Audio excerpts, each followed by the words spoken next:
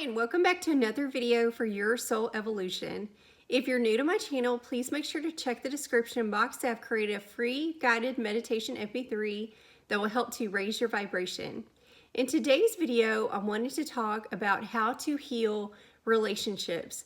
This was a video suggestion and I think it's an excellent one because it is something that we can all resonate with. I don't believe that there's anyone out there whose relationships are 100% perfect 100% of the time, no matter what they say or how it's portrayed through social media. I hope the advice that I have in this video will add value to you if you are looking to heal a relationship with a partner, spouse, a friend, a family member, whoever you need help healing a relationship with. The first thing that I wanted to say when it comes to healing relationships is to evaluate if you are resisting a separation. And what I mean by that is that sometimes as our vibration changes, as the vibrations of other people around us change, we simply do not resonate with people anymore. And this is not necessarily a bad thing. The universe or our higher self has a way of shifting people in and out of our lives as needed. And as I said, this may not necessarily be a bad thing, but it can be very painful if you are resisting it. This doesn't mean that that person will never be back in your life. It just means that you need to quit fighting against it and resisting it and give it some time and see how it plays out naturally. You can't force someone to be in your life. With reality transurfing, we know that when you are trying to force something and you're putting so much emphasis around it, then you're actually going to have the opposite effect. Because when you are putting such a large amount of energy around something, then balancing forces have to come in to neutralize that energy. So instead of getting the result that you want, you're actually going to get the opposite effect on that. So when you're trying to force a relationship to continue, or you're trying to force a friendship, or you're trying to force a relationship with a family member, you're actually going to energetically be pushing that person farther from you. So instead of gaining closeness with that person's actually going to be resisting you and running from you.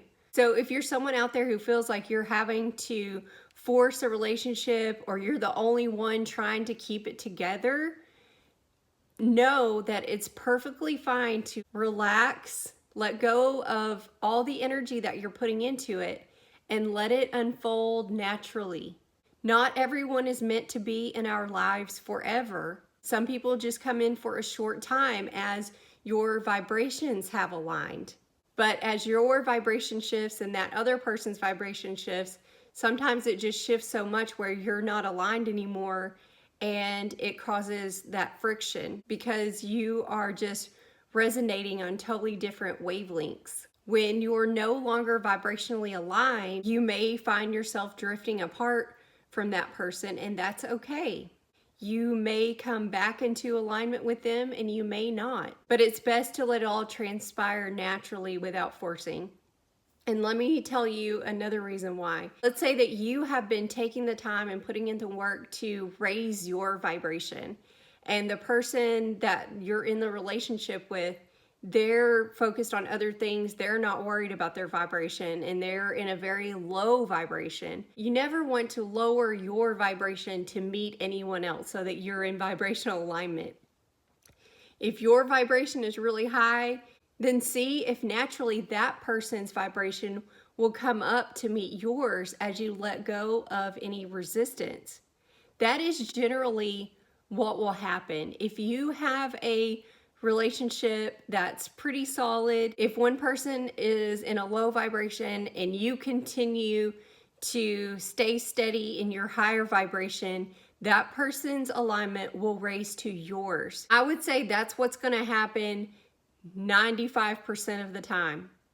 That person's vibration will raise to meet yours. because the higher vibration is a lot more powerful than the lower vibration. The problem comes in where your vibration's here, their vibration's here, and you start to get upset, you start to get angry, and you lower your vibration to meet theirs.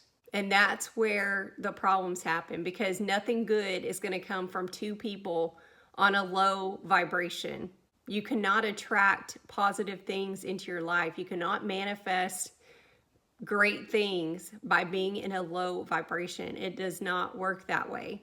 The most efficient and beneficial thing that you can do to heal a relationship is going to be, you guessed it, Ho'oponopono, to work on yourself. We know that Ho'oponopono teaches us to take responsibility for our own actions, and that everything that is in our life is a result of the vibration that we are putting out and something that we have attracted.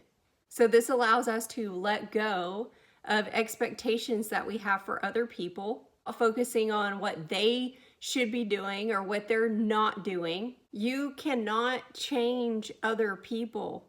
People may change temporarily, but you're not going to be able to change anyone for the long term. People have to want to change within themselves. But as you use Ho'oponopono to work through any anger that you have towards this person, any feelings of disappointment that you have for this person because they're not meeting your expectations that you put on them, or whatever the case may be, as you accept responsibility for your part in things, then that's when the big changes occur in your vibration, and in turn, that person's vibration will change. I think we've all experienced at some point in our lives where we were in a really bad mood and we went around somebody that always makes us laugh and they're always happy, and you couldn't help but get in a better mood because that person's vibration was so high that it overpowered your yucky vibration.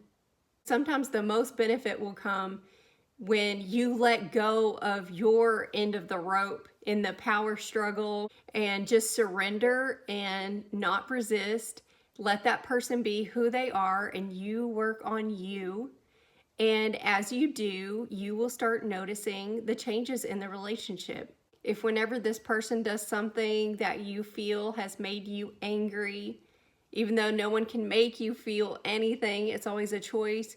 If you will just simply repeat the Ho'oponopono in your head to keep you calm and relaxed and not reacting to what they're doing, then you will start to notice that situations like that happen less and less.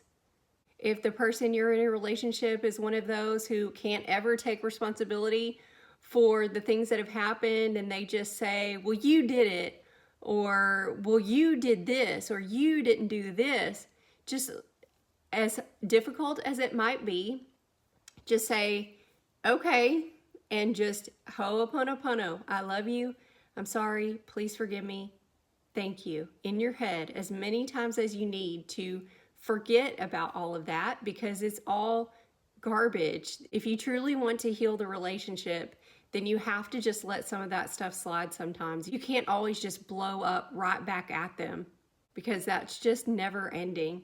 If you have a true desire to heal the relationship, then it starts with you and accepting responsibility, using the Ho'oponopono to remain calm, work through anger, irritation, frustration, whatever it may be, and you'll notice that the vibration around you will change.